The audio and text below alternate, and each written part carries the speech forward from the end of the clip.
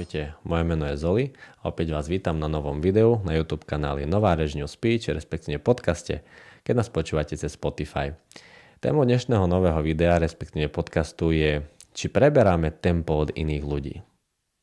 Osoby, ktoré nemáte bloky reči, nemáte zajakávania, počúvate a pozeráte naše videá, tak určite mi dáte za pravdu, keď poviem, že keď ste v nejakom kolektíve ľudí, ktorí rozprávajú veľmi rýchlo, tak aj vás to ťahá rozprávať rýchlo.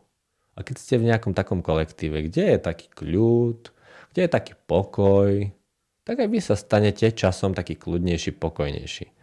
Samozrejme, keď sa vnútorne nejak nestresujete a niečo vás nenervuje vnútorne.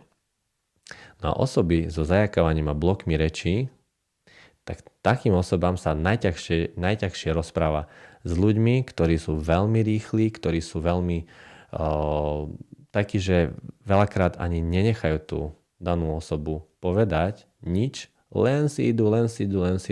A pred takou osobou sa osoba so zajakávaním blokmi reči najťažšie vyjadruje.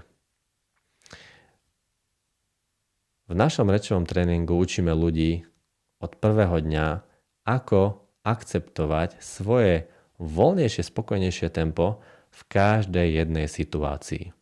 Či už je tá situácia s ľuďmi, ktorí sú veľmi, veľmi rýchli, či už je tá situácia, kedy sú ľudia v tom kolektíve, v tých situáciách aj veľmi kľudní, stále v začiatkoch našho tréningu je udržať tempo našej reči v stálom kľude s ukludneným a uvoľneným telom, ktoré je základ mať v každej situácii.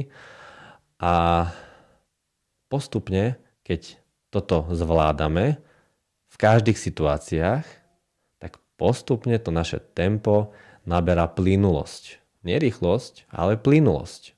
Aby sme boli plynulí. Čiže nikdy sa neporovnávajte s inými osobami, s iným tempom reči iného človeka. Preto aj keď budete kurzanti novej reči alebo ste kurzanti novej reči, nikdy nepočúvajte názory iných ľudí.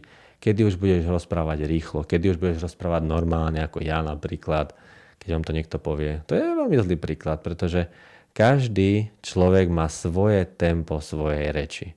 Každý jeden človek. A nám ide o to, aby sme to naše tempo reči v nás našli.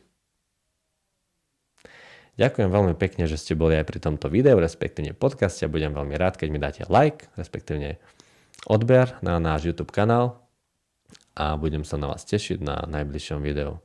Ahojte.